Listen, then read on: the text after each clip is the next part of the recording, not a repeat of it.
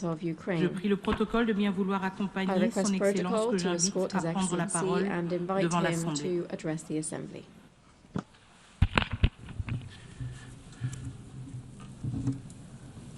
Madam Chair, Deputy Secretary.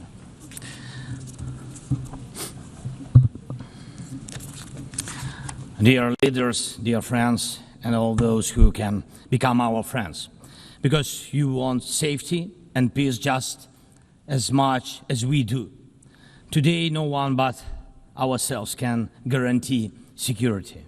Only strong alliances, only strong partners, and only our own weapons.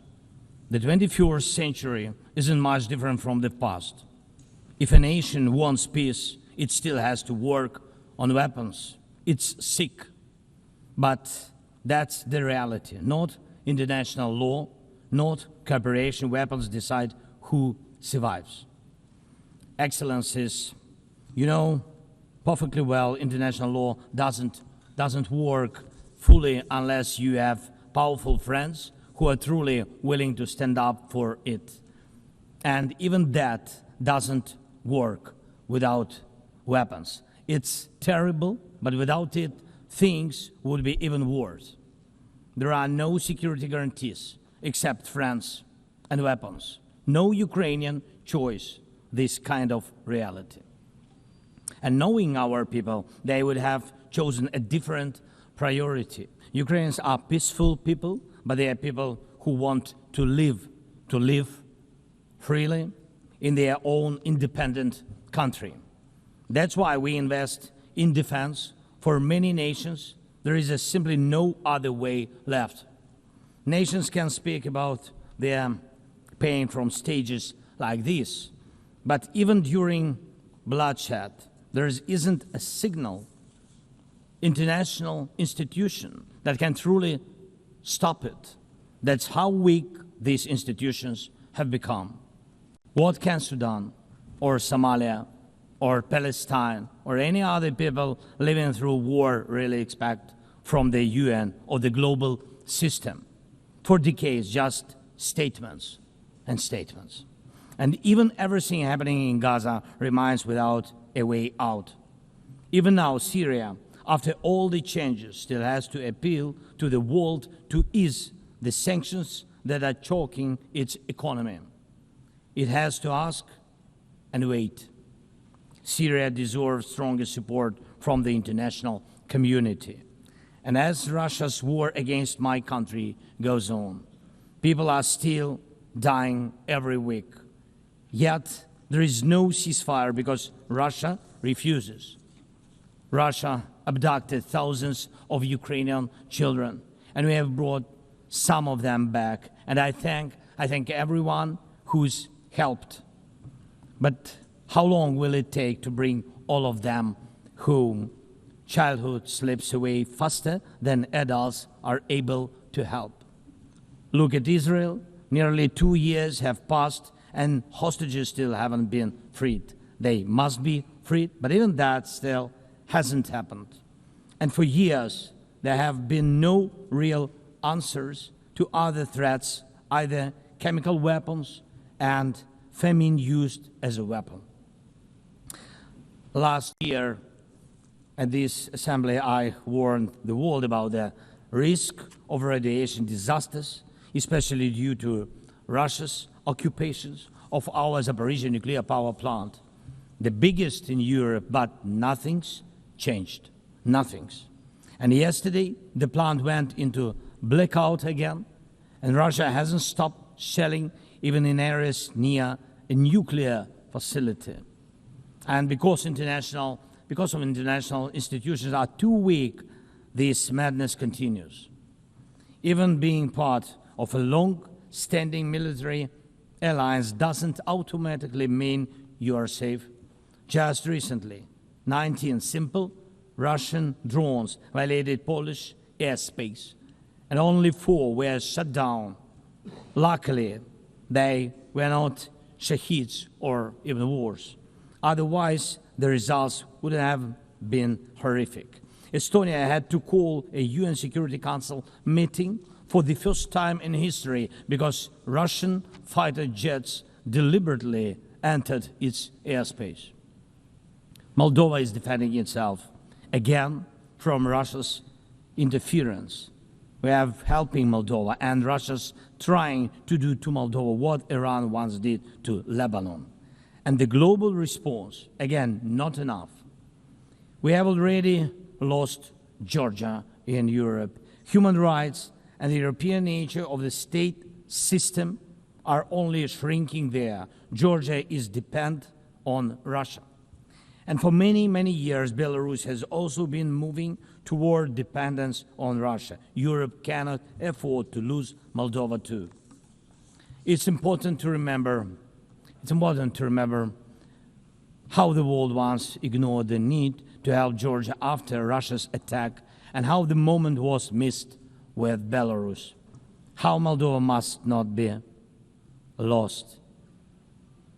And for Europe, supporting Moldova's stability is not costly, but failing to do so will come at a much higher price. That's why the EU needs to help Moldova now with funding and energy support, not just words or political gestures. We must not forget about protecting the rights of people and the rights of nations in regions where these rights are under threat. The UN Charter and the Universal Declaration of Human Rights must apply everywhere. But the Taliban in Afghanistan dragged a whole country back into the dark ages. Cartels in some Latin America countries are more powerful than the government there. This is all about collapse of international law and the weakness of the international institutions. And so it's about the rise of weapons. Weapons decide who survives. Excellencies, yesterday President Trump stood right here in this hall, and God saved him from a murder attempt during the campaign. A shot was fired from a rifle, and just a fraction of an inch saved his life. Just days ago, President, along with hundreds of thousands of Americans, honored the memory of Charlie Kirk. Sadly, his life was cut short by a bullet. Once again, violence with a rifle in hand. We also mourn the Ukrainian woman, Irina Zarutska. She was brutally killed with a knife here in America, the very country where she was seeking refuge from Russia's war. And almost every day, when we open the news, we see headlines about violent attacks happening all around the world. Most of it is done with weapons.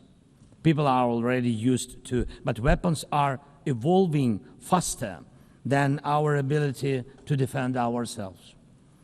Now, there are tens of thousands of people who know how to professionally kill using drones. Stopping that kind of attack is harder than stopping any gun, knife, or bomb. This is what Russia has brought with its war. It used to be that only the strongest countries could use drones because they were expensive and complex. Now, even simple drones can fly thousands of kilometers. War tech doesn't care about geography anymore. It's now reshaping it. Just recently, airports in Europe had to shut down because of drones. Authorities couldn't even say what kind of drones they were, who sent them, or from where. Last week, North Korea announced the test of a tactical strike drone. That means even countries with limited resources can now build weapons that are dangerous to their neighbors. Ukraine and nations like Saudi Arabia know all too well how dangerous Iranian attack drones are. But what happens when all the types of drones become available, even to small terrorist groups or cartels? The world moves too slowly to protect itself, and weapons move fast. Now companies are already working on drones that can shoot down other drones, and it's only a matter of time, not much, before drones are fighting drones, attacking critical infrastructure and targeting people all by themselves, fully autonomous and no human involved except the few who control AI systems. Dear leaders, we are now living through the most destructive arms race in human history, because this time includes artificial intelligence. And if there are no real security guarantees except friends and weapons, and if the world can't respond even to old threats, and if there is no strong platform for international security, will there be any place left on Earth that's still safe for people? We need global rules now for how AI can be used in weapons, and this is just as urgent as preventing the spread of nuclear weapons.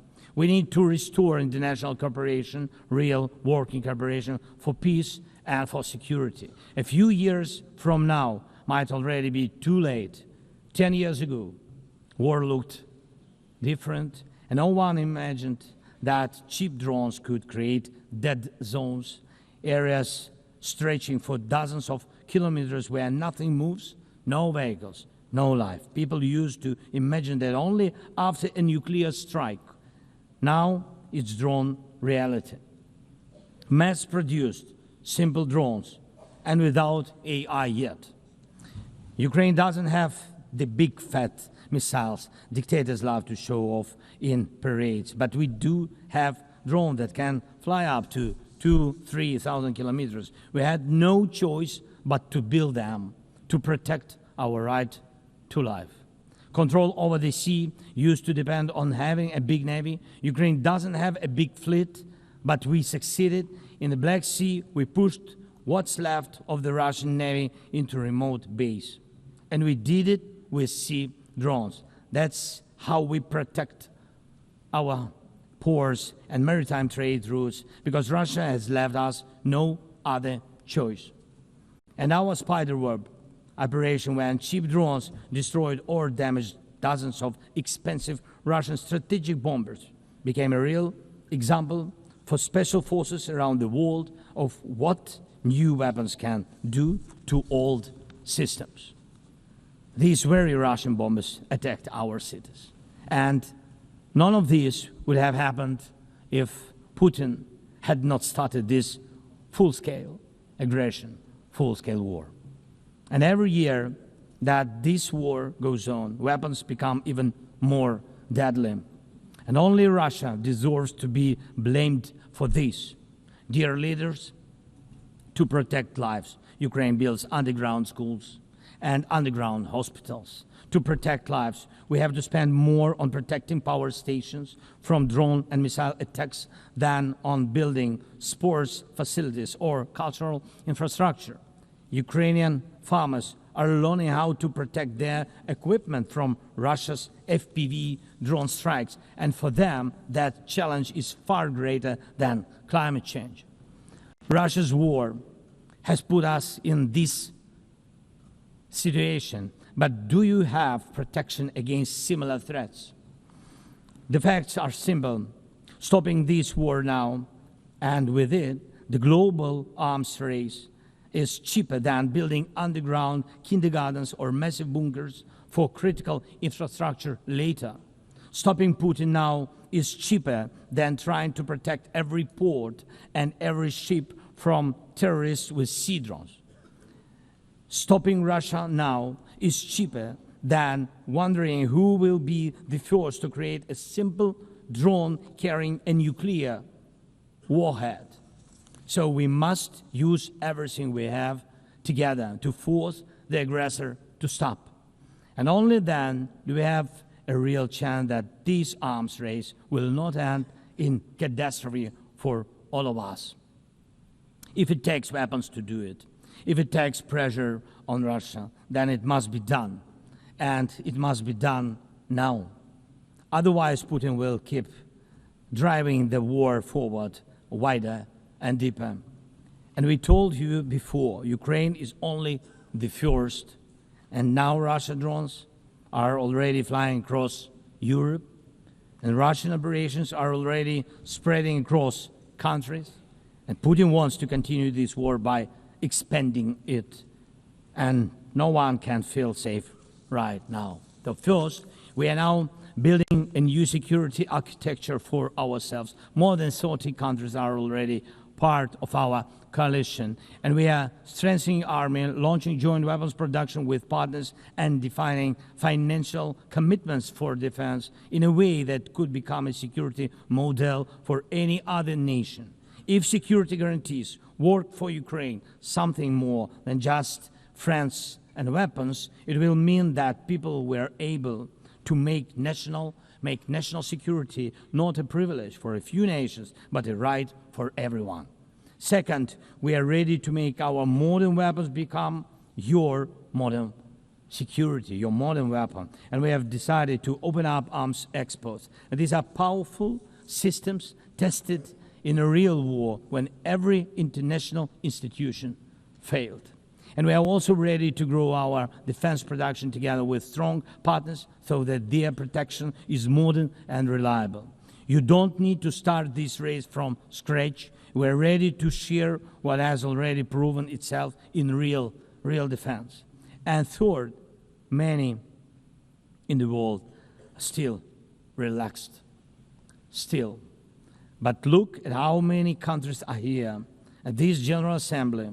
Countries that are at war, or just came out of war, or are trying to stop one, or openly getting ready for one. War has already reached too many people to pretend it has nothing to do with you. So it depends on you. Whether you help peace or continue trading with Russia and helping Russia to fund this war, it depends on you. Whether prisoners of war will be freed, whether abducted children will come home, whether hostages will be free. It depends on you what will define existence, war like now, or our joint strong actions as it should be.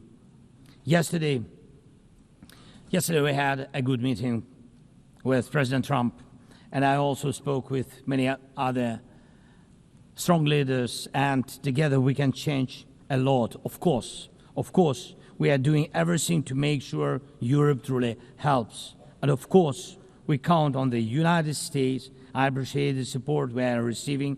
Yes, much depends on the G7 and G20, but